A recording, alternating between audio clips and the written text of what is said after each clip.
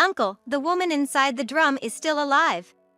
That day, with just a sentence from my niece, everything changed. I've been thinking of getting a divorce. I don't think I can make you happy anymore, Susan. I think it's best for you if we separate. At first glance, those words seem considerate, like they came from a caring husband. If I didn't know any better, I might have believed them. I only love you, Michelle. I don't feel anything for Susan anymore. Those were the words he told his mistress, revealing his true feelings. He chose her over me. I had always tried to maintain a peaceful life, always observing Paul's behavior. What was I striving for all this time? I can't possibly forgive Paul or his mistress. Thinking they have me fooled, I began preparations to get back at them. I won't let them have their way. My name is Susan Smith, 47 years old. I married Paul when I was 23. We both worked, and while we didn't have children, we lived happily. And my younger sister, Natalie, lives nearby. Though Natalie's much younger than me, we often had meals together and hung out, and we got along really well. Her daughter, Emma, often came to visit. Emma has been fond of me since she was little and is such an adorable niece. She possesses a somewhat mysterious power. I came to know of this when we went to the cemetery together. It was the first time Emma visited my grandmother's grave. She shouldn't have known the location. Yet, Emma walked straight to my grandmother's grave. She reached it before anyone else. Surprised, I asked her, "Hey, Emma, how did you know where the grave was?" "She told me, my great-grandma showed me the way." Emma had recognized my grandmother from photographs. Other times, using her mysterious power, Emma would predict things like, "Aunt Susan, Grandma's coming over today," when my mother was planning a surprise visit. Maybe she had a stronger sixth sense than most people. I thought our peaceful days would continue. But suddenly, Paul started avoiding me. He would come home late, stopped eating at home, and tried to avoid conversations. When I asked if something was wrong, he'd just say he was tired from work. I thought if I gave it some time, things would return to normal. But Paul's attitude remained unchanged. Before I knew it, I started treading carefully, watching his mood. "Can we talk about tomorrow's plans? I'm tired from work." "You handle it. I'm gonna sleep." "All right then." I wondered if we would ever return to the way things were. One day, when Paul was on a business trip, Natalie and Emma came over. We had fun during the day, but as the time for Paul to return approached, Emma's mood changed. Worried, I asked her if she felt all right. "Emma, are you okay? Feeling sick?" "Nah, not that. Just got a bad vibe." While they were talking, Paul came home. "Welcome back. Must have been a tiring day." "I'm exhausted, gonna take a bath right away," Paul replied curtly, showing little emotion. Then Emma approached with a shocking statement. "Uncle, the woman in the barrel is still alive." I couldn't make sense of her words. Paul, on the other hand, was clearly shaken. "What are you talking about? Stop saying weird stuff, Emma. I'm really tired." Saying this, he hastily retreated to the bathroom. After Paul was out of sight, I had to ask Emma again. "Emma, what you said earlier?" I hesitantly inquired. "Uncle is hiding something. I think he's up to no good," Emma said, her face full of sadness. Something was off about Paul, and Emma's words were concerning. I decided it'd be best for Natalie and Emma to go home for the night. I tried to organize the chaos in my mind. First, the barrel. Is there really a living person inside? I wanted to check immediately, but I didn't even know where the barrel was. And there's no way Paul would tell me if I asked. But I felt I couldn't just sit around waiting. While I was thinking, Paul came out of the bathroom. He said, "Just remembered something I gotta do," and headed out. I found it suspicious, but I knew he probably wouldn't let me tag along. We only have one car, and even if I called a cab, I wouldn't make it in time. Plus, if there really was someone in the barrel, it could be dangerous if I interfered. On impulse, I slipped a voice recorder into Paul's jacket pocket before handing it to him. In his hurry, Paul took the jacket without noticing and left. I prayed he wouldn't notice and that the recorder would capture everything. Late at night, Paul finally returned. I pretended to be asleep and observed him. Once he was sure I was home, Paul fell asleep. I took the opportunity to retrieve the voice recorder from his jacket. Listening to the recording was nerve-wracking, but I steeled myself and pressed play. To my relief, it had worked and I could hear Paul's mutterings. "Michelle's still alive. What am I gonna do?" It seemed he had some idea about the situation. The other person was indeed a woman named Michelle. After driving for some time, it sounded like Paul reached his destination as I heard the car stop and the door open. Then, I heard what sounded like a metal lid opening, followed immediately by a woman's angry voice. "Hey! What were you planning on doing with me? Don't play games!" Even without seeing her, it was clear she was furious. I felt relieved to know she was okay. I didn't mean for this to happen. I'm truly sorry. From the conversation, I pieced together the situation. They had been having secret rendezvous under the pretense of business trips. However, at some point, they had an argument, and in a fit of rage, Paul pushed Michelle. She hit her head and passed out, and in his panic, Paul hit her inside a barrel. When I heard the story, it sent shivers down my spine. I thought, did Paul really do something that horrible? Anyway, Paul kept apologizing to Michelle. Yet Michelle seemed far from calming down, continuing to yell. Then, after a while, she seemed to come up with an idea and began to speak. "You know, I could report this to the police. Your business would be done for. If you don't want that, give me some money. Please, anything but that. I'll pay for the medical expenses. Just forgive me." It seemed that wasn't enough for Michelle. "You think I'd forgive you just for some medical bills after what you did? Divorce your wife now. From now on, devote yourself to me. If you do, I won't go to the police. Simple, right? If that's what you want, I'll divorce her right away. The only person I love is you, Michelle. I have no feelings left for Susan. So, please, don't go to the police."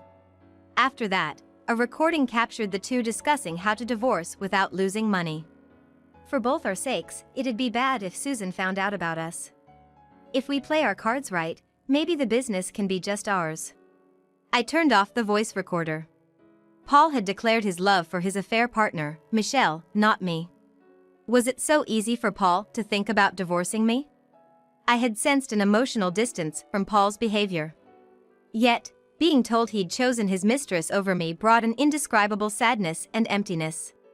Had they been involved since Paul began acting distant towards me? The more I thought about it, the darker my emotions became. But I couldn't wallow in despair now. I had to grasp the situation and pull myself together. Michelle was demanding medical fees. And Paul had declared he would divorce me. The more I thought, the angrier I got. I won't let them have their way. I will never forgive them for deceiving me all this time. With that in mind, I came up with a plan. I decided to let them believe they had the upper hand for a while. Several weeks later, Paul told me he wanted a divorce. Probably a plan he concocted with Michelle. His tone wasn't the usual assertiveness, he seemed to be gauging my reaction. "I've been thinking of divorcing. I don't feel like I can make you happy anymore, Susan. I think setting you free is best for you." He clearly had no clue I knew everything. He emphasized he was doing it for my sake. Seeing him act this way made me hold back my anger. "If that's your decision, I won't stop you." "Fine." I agreed to the divorce too. "Thanks. I'm sorry this is so sudden. About the business. We ran a small business together. Paul wanted to take over as CEO. I want you to live freely without being tied to the business. Of course, I'll still give you money as a co-owner. That's fair, right?" I knew what he was up to. But for now, I didn't confront him. If I can get my share, then it's fine. Thanks for understanding. So, can we proceed through lawyers from now on? Paul handed me a lawyer's business card. Okay, got it. Well, thanks for everything. With that, Paul quickly left the house. He was probably heading to Michelle's. Just imagining them celebrating the divorce made me furious and hollow. But I had anticipated this, and I kept reassuring myself. The important part was yet to come. I whispered to myself, "Enjoy your fleeting happiness for now." A few months after the divorce, Paul and Michelle stormed into my house. "Hey! Our business sponsor's gone. The company's in ruins. This is your doing, isn't it?" Paul shouted the moment I opened the door. Michelle was right beside him. It was our first face-to-face meeting, and she was glaring at me furiously. Anyway? We're talking about something so important, and you bring that up? This is also important. It seems like you haven't transferred the money to me yet? Paul flinched for a moment. Well, the company's operations haven't been going smoothly. You understand that, right? We're talking about matters related to company management here. Think it through, will you? Susan! Just because your husband left you, are you seeking revenge? You know that'll only harm you in the end, right? Are you dense or something? Not just Paul, but Michelle too seemed to mock me with that attitude. I let out a heavy sigh. Don't you remember? Who established this company, and who granted the loan? The company we had been running was sponsored by my father. My father is a CEO who runs several businesses. It's your father, isn't it? I know that much. Then why did you assume he would continue to support us like before? Originally, I was the one managing the company as its president. Paul had no experience in management. Thus, ever since he took over, our company's sales had plummeted. I thought it was only natural. After all, I started the business and Paul, who hadn't learned a thing about management, couldn't suddenly become proficient. He didn't even ask for any handover details when he said he'd be taking over. Why couldn't he understand such a simple thing? What do you mean? It's our company. The reason the business didn't succeed is because you didn't help me out. And now you're demanding money while doing nothing? You must be kidding. You were the one who decided to give me the money, weren't you? Besides, you told me to do as I please. Also, what did you ever do for me while I was president? When I was president, Paul hardly did anything. All he did was go on so-called business trips, which were just greetings to clients and occasional parties. I wonder what he's getting at. Unable to counter my valid points, Paul stood there, his face turning red with anger. Come on! It's your company too, isn't it? Stop complaining and cooperate. When Paul remained silent, Michelle chimed in. You might not know, but Paul injured me. If I go to the police, it'd be considered assault. Michelle seemed oddly proud as she declared this. Probably this was her trump card. If that's the case, you should go to the police without telling me. Brushing off her threat, Michelle's face turned beet red with anger. You can pretend to be tough all you want. But if this gets out, your company is finished. If you don't want that to happen, you better do something about it. With an annoyingly high-pitched voice, Michelle yelled. Slightly annoyed, I began to speak. Let me clarify it for you. My father has decided to stop sponsoring this company. Are you kidding? Paul looked visibly shaken. What are you doing on your own? This also concerns you, you know? It's just about a little money. That's right. You're the one who's gonna lose out. I guess you really are dense, aren't you, Susan?